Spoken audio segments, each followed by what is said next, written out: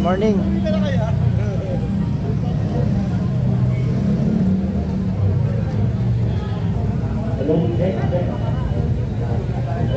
Good morning po sa lahat. Good morning. One week pa yung matagal pa. One week pa. Forward lang po tayo. Tapos sinabot po ang hindi po ba sila tayo yung buhay. Kasi lang po tayo.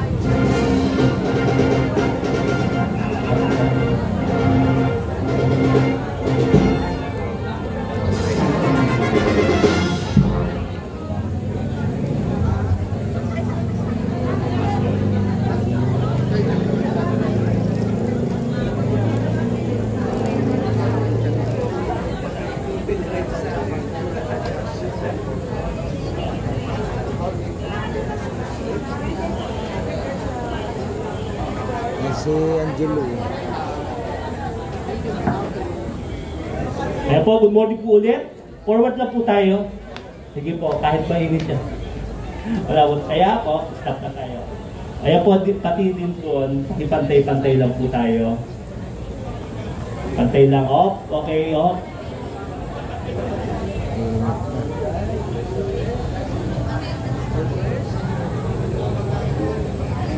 Eh, pag si Sir ang pantay, oh. Ayan, pantay po kayo.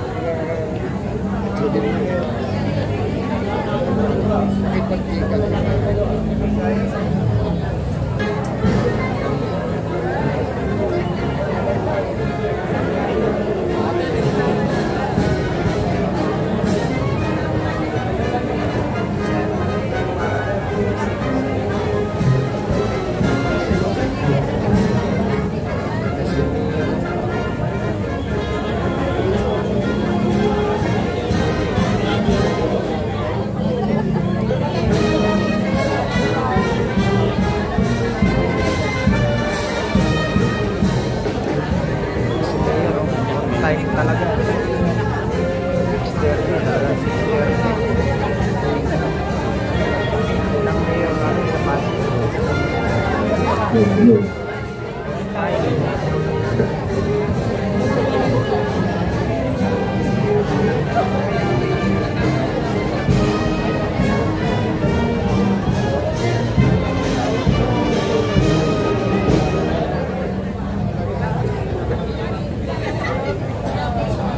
Pinapaalam po ang pagdating ng ating punong lungsod, kagalang-galang Mayor Vico Soto at ang mga kasapi ng sangguniang panglungsod sa pangunguna ng ating Vice Mayor Dodot Jaworski Jr.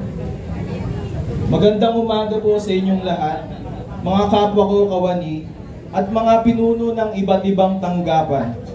Bilang panimula ng ating maikling palatuntunan, atin pong ituon ang ating sarili sa dakilang lumikha para sa pag-aalay ng panalangin na pamumunuan sa atin ni Mr. Mark Anthony Fernandez mula sa City Engineering Office Admin Division.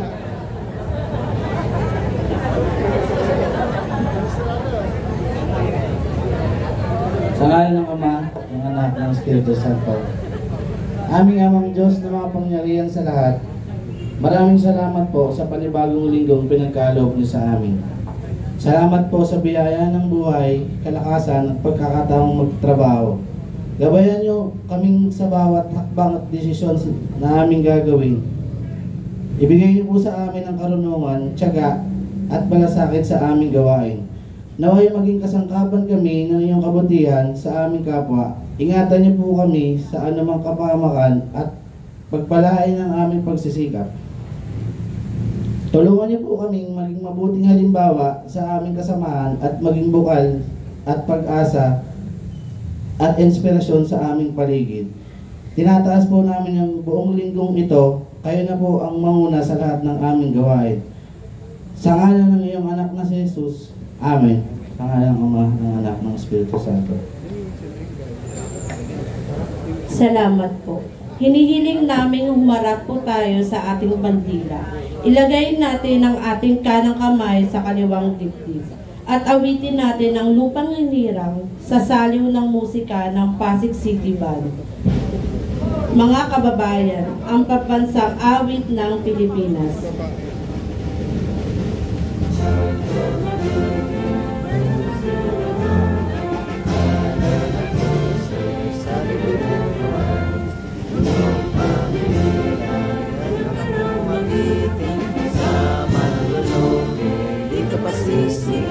Sa liwat na kulog, sa simo at sa langit mo may dalagang mula at awit sa bagay ng lamang. Ang watawat mo'y tagumpay na naglilibig, ang dilim at araw na kailang pa may magdilig. Araw na natin magsikat, buwan langit sa piling mo. Kaya na ang mamatay lang dahil sa'yo.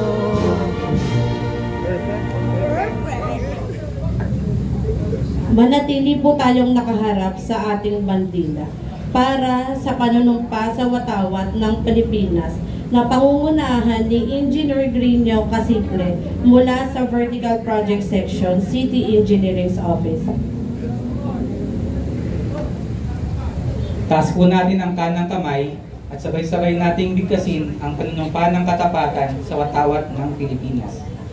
Ako ay Pilipino, buong katapatang nanunumpa sa watawat ng Pilipinas at sa bansang kanyang sinasagisag na may dangal, katarungan at kalayaan na pinakikilos ng sambayan ng makadiyos, makatao, makakalikasan at makabansa.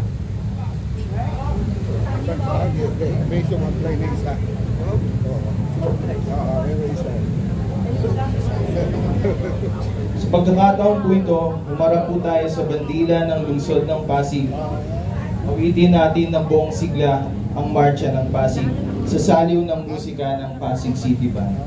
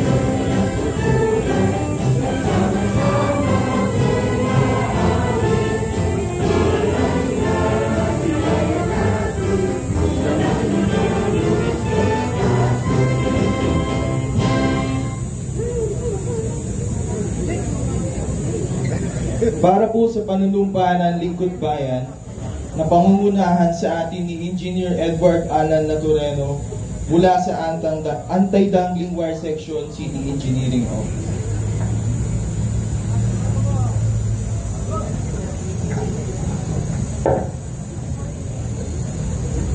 Itaas po ang kanang kamay at sumunod sa akin. Ako ay isang lingkod bayan. Pangangalagaan ko ang tiwalang ipinagkaloob ng mamamayan. Maglilingkod ako ng may malasakit, katapatan at kausayan ng walang kinikilingan. Magiging mabuting halimbawa ako at mabibigay ng pag-asa at inspirasyon sa aking kapwa lingkod bayan.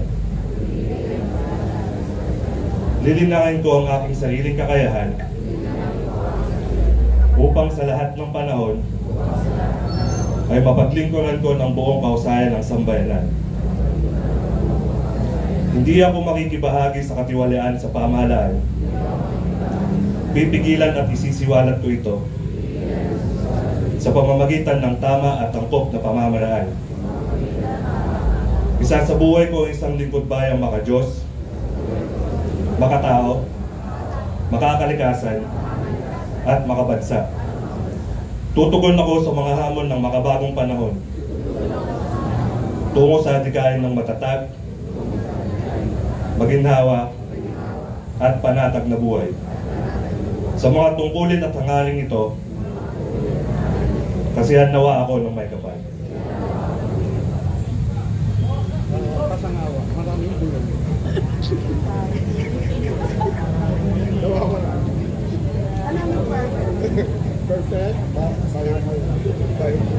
National Observance, mga pambansang pagunita.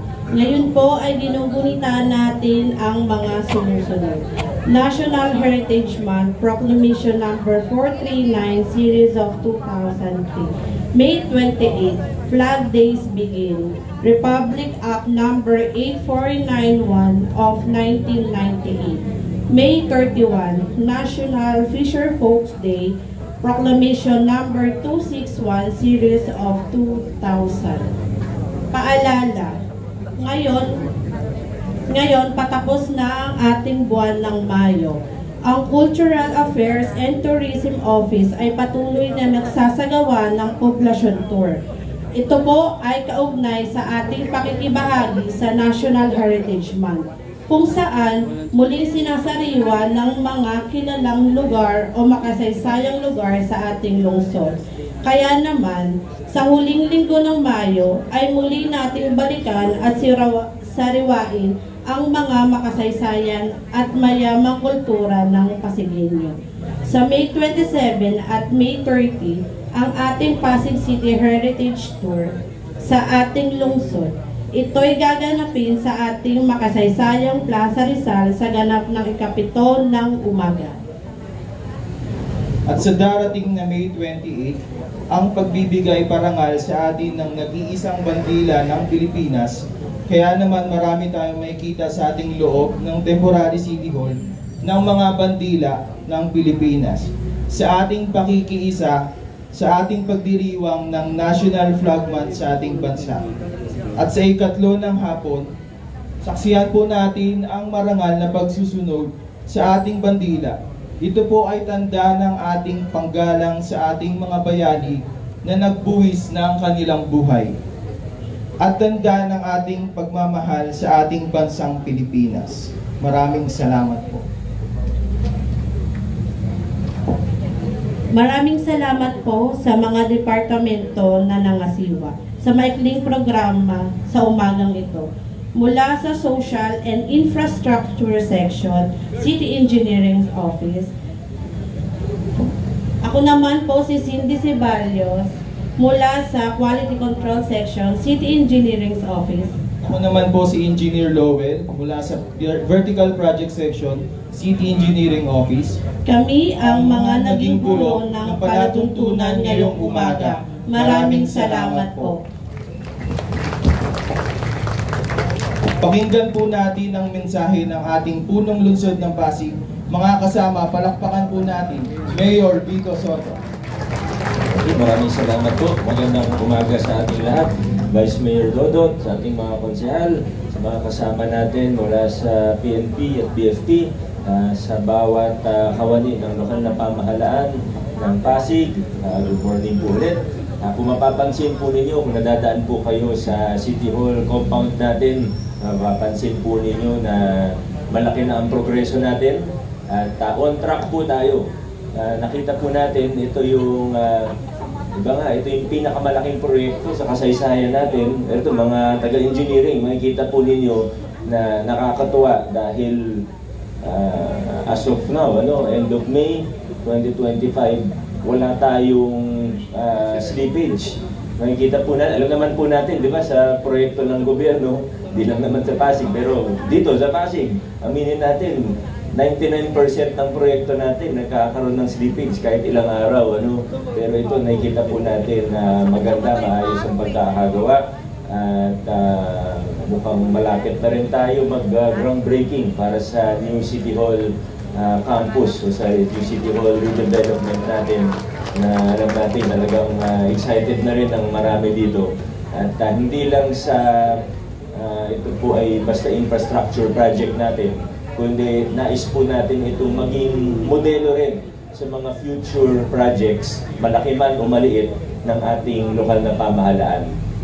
Sabi natin modelo pagdating sa pagpaplano, mula sa pagbabalangkas ng program of work, hanggang sa public bidding, hanggang sa transparency natin, kung paano natin siya nire-report sa taong bayan, hanggang sa implementasyon, hanggang mula sa demolition, hanggang sa pagpapatayo, kung ano yung mga best practices sa pagpapagawa, hanggang sa evaluation nito, hanggang sa dulo ng proyekto.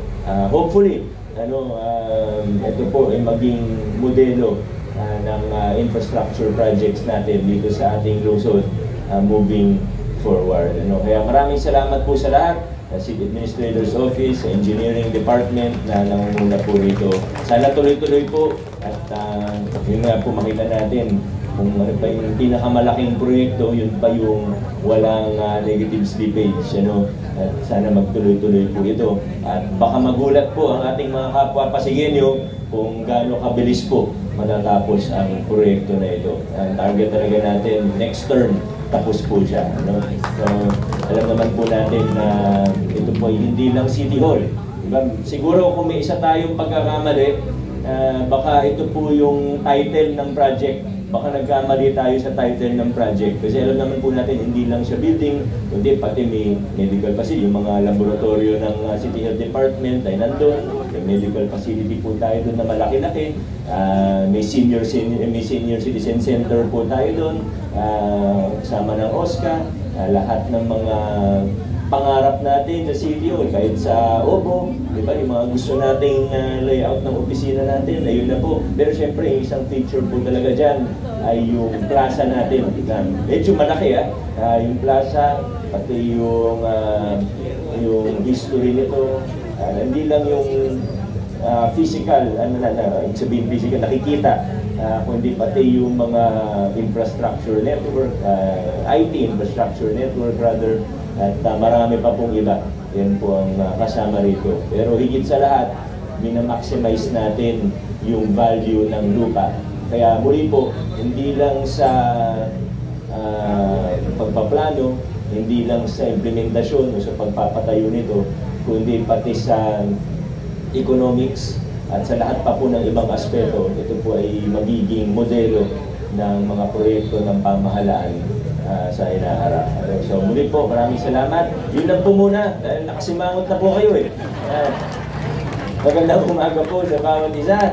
Adjourn na po tayo.